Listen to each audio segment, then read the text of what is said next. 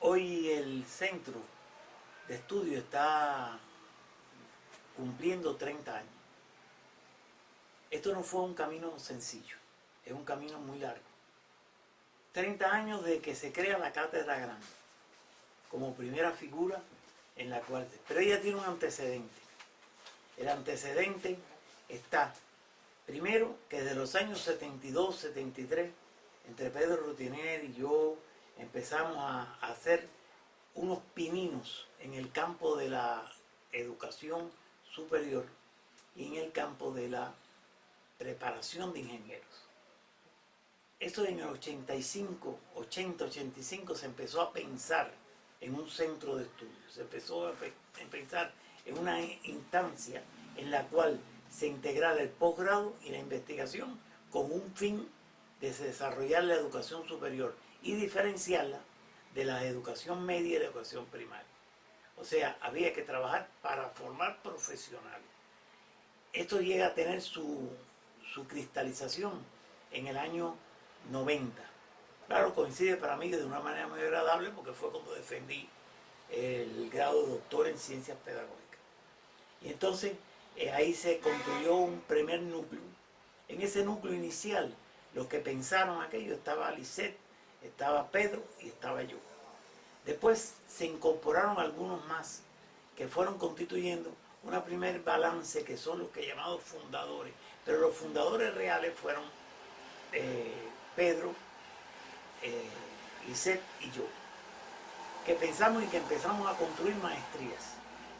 No quiere decir que no se estaban haciendo de la dirección de doctorado, pero se estaba construyendo maestría como una concepción que se llegó a conformar con una identidad y se extendió a la región oriental. Esa extensión a la región oriental incorporó a Ciego de Ávila. Y antes de que se produjera la explosión de las maestrías, nosotros desarrollamos maestrías en distintas provincias orientales y en Ciego de Ávila, que tuvieron éxito y se lograron grandes transformaciones con un rigor y un compromiso que debe caracterizar todos los ejercicios formativos. Ese fue nuestro primer fundamento propio, que después se consolida cuando empezamos a desarrollar un doctorado curricular, un doctorado que tiene su primera versión en el año 2001 y en el 2005, y en esos 2 años se fueron formando programas que fueron aprobados por la Comisión Nacional de Grados Científicos, siendo el primer programa, el de 2001, entre los 10 programas acreditados del país.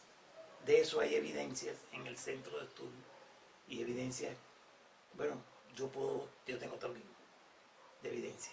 Ahora, esas evidencias que muestran que el centro de estudio pensaba con un pensamiento propio y con una identidad que implicaba también una autenticidad y un compromiso que había que... O sea que estamos hablando de que el centro se distingue por una identidad que estaba asegurada y estaba formada por sus actores fundamentales que respondían a un pensamiento. Los centros de estudio deben ser instituciones con pensamiento propio coherente con el país, coherente con las proyecciones de lo que está actuando, pero no ser réplica, ni ser, sino que tenga un pensamiento teórico y práctico propio. Y eso fue lo que estuvo pensándose en el centro desde siempre. Y eso permitió construir un doctorado que tuvo un gran éxito en general en el ámbito y que está marcado ese éxito por la calidad de los egresados. Ya para el 2010 se desarrolla una versión del postdoctorado como un estado y un nivel de incorporación superior. ¿Por qué estratificamos esas maestrías, esos doctorados y esos postdoctorados? Porque implican niveles de racionalidad diferentes. La racionalidad con que se hace las maestrías es buscando las relaciones entre procesos y objetos. O sea, se trabaja el nivel de lo fenoménico y esa relación de lo fenoménico se lleva a unas tesis en las cuales se aportan instrumentos para transformar. Pero en el doctorado se llega a un nivel epistemológico. ¿Por qué? Porque se trabaja ya no con relaciones entre hechos y fenómenos, sino las relaciones entre categorías que expresan siempre una abstracción. Esas relaciones entre abstracciones dan un pensamiento científico de mayor rigurosidad.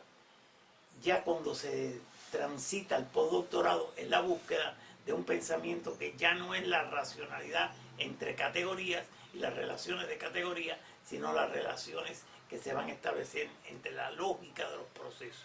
Por tanto, eso es lo que conduce a un pensamiento teórico.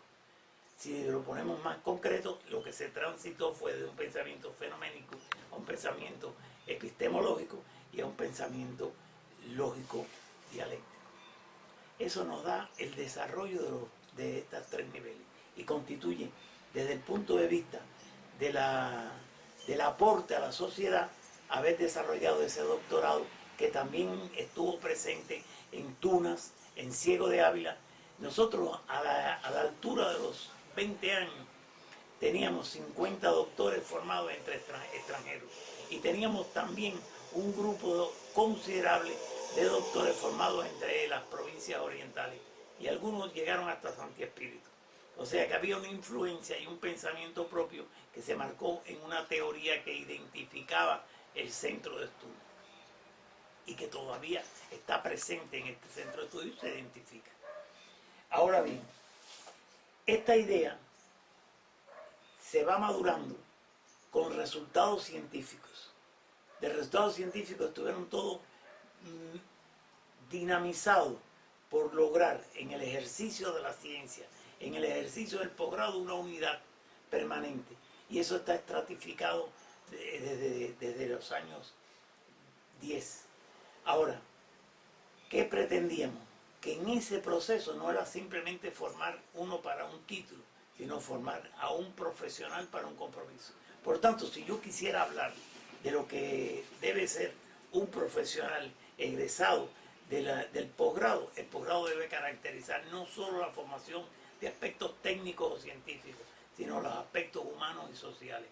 Por eso, inclusive, en la construcción del pensamiento teórico hay una peculiaridad que es como el nivel más alto en toda la investigación, es la investigación humana y social, que rompe con la idea de que todo tiene que ser una variable dependiente y una variable independiente, porque es una relación causa-efecto, sino una relación dialéctica y una relación sistémica y una relación humana y social que se establece entre personas y que le dan el mayor nivel. Y en ese nivel lo que se debe alcanzar precisamente es ese compromiso y esa voluntad de comprometerse, pero no solo comprometerse con un grado de humanismo que hagan superiores a los profesionales. Mira, creo que se debe de interpretar qué significa desarrollar un pensamiento humano y social. Eso está acompañado de no ver la ciencia solo como algo muy riguroso, muy como diría Ortega y Gasset, que los genios tontos son aquellos que saben tanto de las enzimas, que lo saben todo y dejan de ser seres humanos. O sea, hay que lograr que toda la ciencia tenga un rigor, pero esa ciencia tiene que tener una voluntad social y un compromiso social. O sea, no es contradictorio, o sea, no es una contradicción no deseable, sino una contradicción dialéctica entre el rigor científico y el compromiso y el rigor humano. O sea, tenemos que ser los científicos más humanos, ser más capaces de entender el ser humano en su complejidad y en su condición humana, y esa condición humana es la que va a permitir tener un rigor en la interpretación de los fenómenos sociales, los fenómenos naturales y los fenómenos humanos. Por lo tanto, esa articulación es lo que marca una identidad. Y esa identidad tiene que estar sustentada por la autenticidad de la acción investigativa, por la autenticidad de las transformaciones que hacemos, porque esas transformaciones tienen que ser capaces de llegar a lograr el desarrollo del ser humano. Nosotros decimos que la investigación tiene que ser propiciadora del desarrollo humano, y ese desarrollo humano solo se da cuando lo humano se integra y lo social con lo científico y con el rigor en la ciencia. No es formar muchos doctores, es formar muchos seres humanos trascendentes. Que ese profesional que alcanza un grado académico no es para exhibir un título, sino es para exhibir un comportamiento humano coherente con las necesidades sociales. Eso creo que cierra lo que podríamos pensar que vale la pena haber hecho este centro de estudio, que vale la pena haber hecho este desarrollo durante tantos años y con el esfuerzo de tantas personas, porque nosotros hablamos de que fueron un núcleo muy pequeño los que lo gestaron, después se fue ampliando, algunos se fueron ampliando y algunos se descontextualizaron, pero otros no, otros siguieron alando ese carro, pero tiene que ser con esa humanidad y con ese pensamiento humano y social.